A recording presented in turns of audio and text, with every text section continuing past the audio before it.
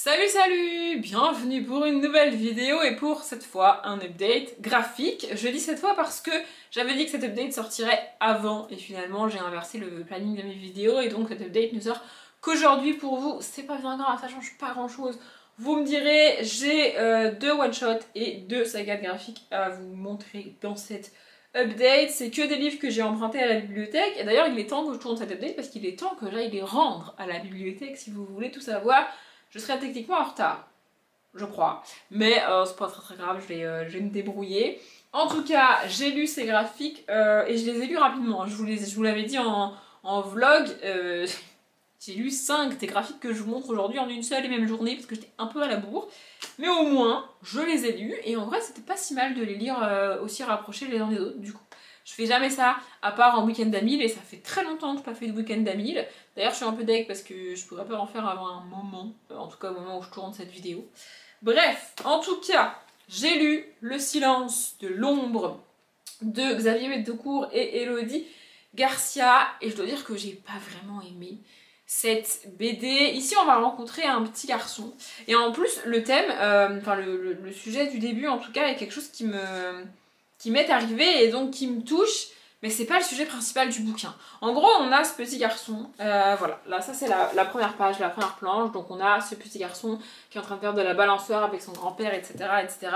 Et puis son grand-père va malheureusement décéder, c'est vraiment la page d'après, enfin c'est vraiment, ça se passe au tout début, et donc ce petit garçon est très triste évidemment, son grand-père est décédé, et c'est le premier deuil qu'il a à vivre, c'est la première personne proche de lui qu'il perd en fait, et du coup il sait pas trop bien comment gérer, et sa mère, à ce petit garçon, va lui raconter comment elle a géré le deuil de sa propre mère, en fait, quand elle était petite, et de sa sœur aussi. Il me semble que sa sœur jumelle est décédée, et donc en fait c'est ça l'histoire qu'on a, c'est comment cette petite fille, il y a des années, a géré son deuil, mais moi j'aurais préféré qu'on parle du deuil du petit garçon avec son grand-père, vous voyez. Du coup j'ai pas vraiment, je sais pas, j'ai pas accroché à l'ambiance, j'ai pas compris ce choix-là. Vraiment le petit garçon on le voit dans les 2-3 premières planches et dans les 2-3 dernières quoi, c'est tout. Sinon le cœur de l'histoire c'est vraiment comment cette petite fille a géré la perte de sa sœur jumelle. Alors c'est un deuil horrible, c'est un deuil tragique, j'ai pas de jumelles ou de jumeaux mais je suppose que ça doit être vraiment compliqué tu vois. Ok, mais je sais pas, en même temps c'était un peu bizarre, il y a un peu de fantastique dedans alors que un deuil c'est pour moi extrêmement terre à terre et mettre du fantastique là-dedans ça vient un peu... En fait ça vient dédramatiser le deuil d'une manière que tu peux pas le dédramatiser en vrai, tu vois ce que je veux dire, parce que y a pas de fantastique dans la vraie vie tu vois. En gros ce qui se passe dans ce bouquin là, tu peux pas vivre ton deuil de cette manière là dans la vraie vie parce que ce qui se passe c'est fantastique et dans la vraie vie y a pas de fantastique. Donc vraiment j'ai pas du tout accroché à l'univers, à l'ambiance, à ce qui est proposé. Ici j'ai trouvé ça dommage d'aborder ce thème-là de cette façon-là. Moi, c'est pas quelque chose qui m'aide, c'est pas quelque chose qui me parle, en tout cas. Mais voilà, au moins, j'aurais essayé. Après, je l'ai lu en entier, hein, j'ai été au bout, etc. Mais ouais, je sais pas, j'ai pas accroché, en fait. Tout simplement. Ensuite, j'ai lu les 2 premiers tomes de Ashrel, donc le tome 1, Dragon, et le tome 2, Wesconda, c'est ça, de Valp. J'ai vérifié, la saga est en 4 tomes, donc je vous parlerai de tome 3 et 4 quand je les aurai trouvés et lus à la bibliothèque dans un futur update. Et là, c'est assez bizarre parce qu'en fait, j'ai adoré, j'ai vraiment surkiffé le tome 1 et j'ai été un peu déçue par le tome 2.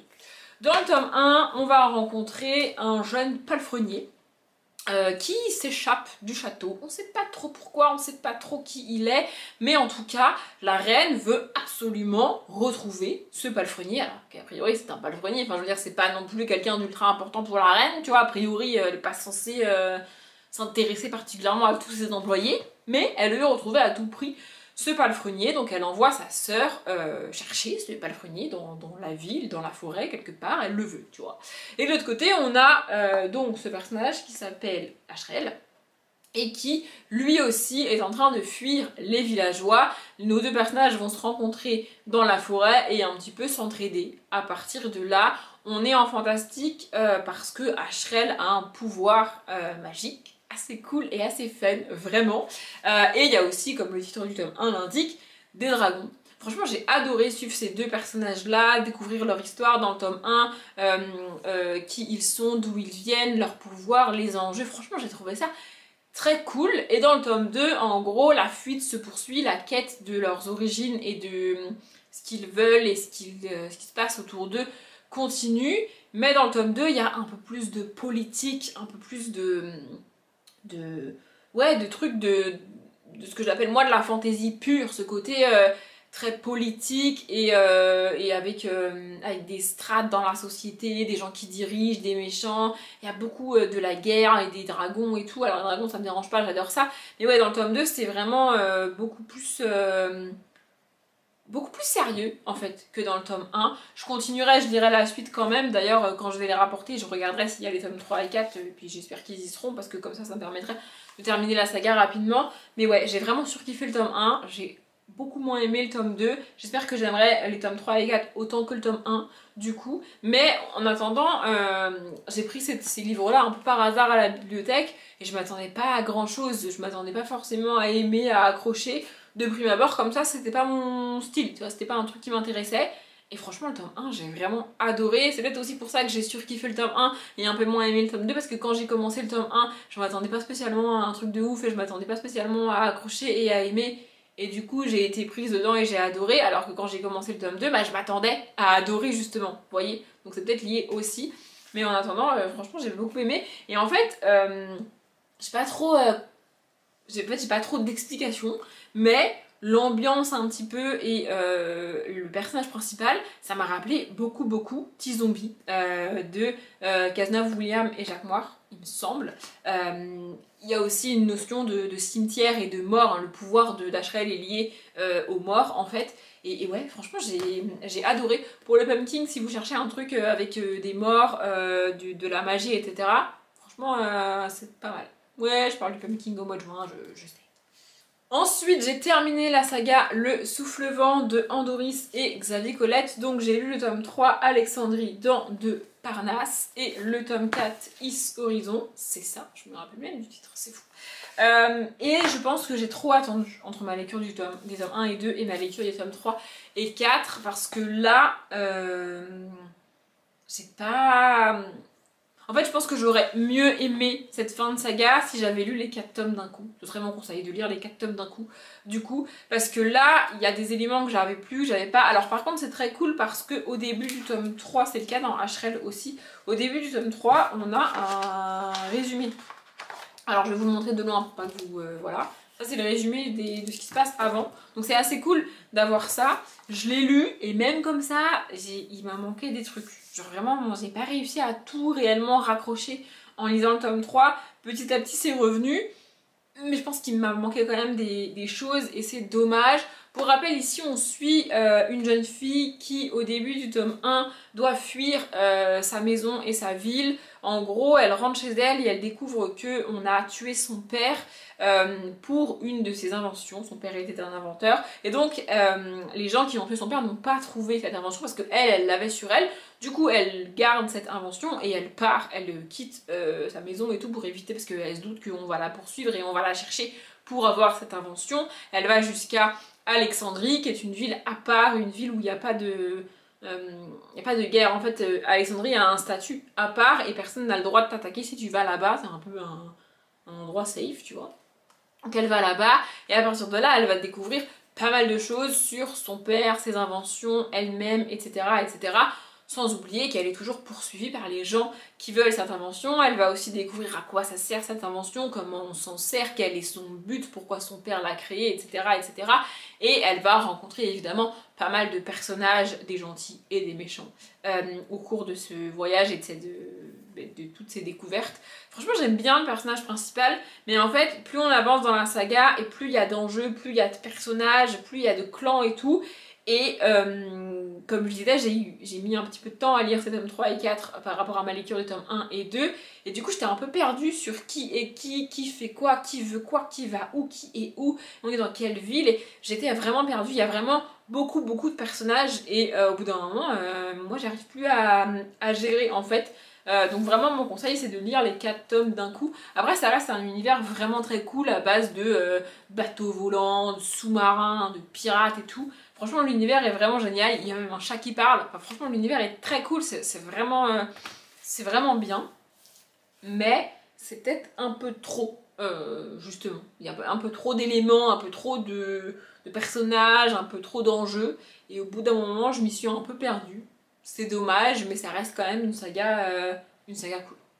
Et enfin, la dernière BD, c'est un peu un échec. Je ne l'ai pas terminée. Donc c'est Gaspard et la malédiction du prince fantôme de Isabelle de Temps. J'ai pris cette BD à la bibliothèque parce qu'on parle de mythologie égyptienne et que j'aime beaucoup la mythologie égyptienne, sauf que on est à notre époque à nous. Et ça, j'ai un peu de mal avec ça. En gros, on va suivre Gaspard qui va au musée avec son père et qui se balade dans le musée et qui va tomber sur un fantôme.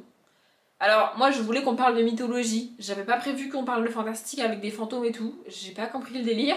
Et donc, du coup, voilà, il va un petit peu échanger avec ce fantôme-là. Il est le seul à voir ce fantôme-là. Du coup, il comprend pas très bien ce qui se passe. Il essaye de comprendre, il essaye d'en parler au gardien notamment. Mais le gardien lui dit, bah non, il y a personne, t'es complètement taré, mon garçon, tu vois. Et voilà, et on suit ça. Il va ensuite un petit peu aider ce fantôme, etc. Mais on reste ancré dans notre époque à nous. Et ce mix là, ça fait que j'y arrive pas en fait. Ce mix de mythologie égyptienne à notre temps, à nous, avec des fantômes dans un musée. Quoi? Mon cerveau est perdu. Vraiment, je n'y arrive pas. Je sais pas, mais vraiment, c'est pas possible. Ça fait trop de. Il y a trop de décalage entre les univers, entre les trucs. J'y arrive pas, vraiment. J'avais essayé de lire ce livre, enfin cette BD, il y a genre 3 semaines. Je l'ai commencé. J'ai fait oula, c'est chelou, j'y arrive pas. Du coup, je l'ai reposé et je l'ai retenté hier, à l'heure où je tourne cette vidéo. Et pareil en fait, alors d'abord j'ai essayé de reprendre là où j'en étais, puis je me suis dit non, ça va pas. Du coup, je l'ai recommencé depuis le début. Et en fait, j'y arrive pas. Vraiment, ça coince. Je n'arrive pas à, en fait, j'arrive pas à lâcher ce que j'aurais voulu trouver dans la BD pour apprécier ce qu'il y a dans la BD. Vraiment, et puis ce mix de 3 univers, pour moi, je sais pas, c'est très bizarre, voilà. Et puis, je dois bien avouer que je suis pas non plus très fan des dessins. Voilà, je vous montre à quoi ça ressemble ici. Mais ouais, je suis pas très fan. Du coup, j'ai tout simplement pas accroché. Ni à l'histoire, ni au personnage, ni au graphique, ni au dessin. Je n'ai pas accroché. Donc en fait, au bout d'un moment, je me suis dit, ça sert à rien de m'acharner. Oui, c'est une BD. Oui, c'est pas très long à lire. Ça fait quoi, 70 pages, un truc comme ça. Mais ça sert à rien de m'acharner à lire un truc qui m'intéresse pas, tout simplement. Donc voilà. J'ai l'impression d'avoir été particulièrement efficace dans cette update. J'espère qu'au montage, je ne me rendrai pas compte que j'ai oublié de dire un truc sur l'une ou l'autre de ces BD. Mais là, je ne sais pas quoi ajouter. J'ai l'impression de vous avoir tout dit. Donc j'espère que cette update vous a plu. Je m'arrête là. Comme d'habitude, je vous souhaite une bonne journée, un bon après-midi, un bon appétit ou une bonne nuit. Et je vous dis à bientôt.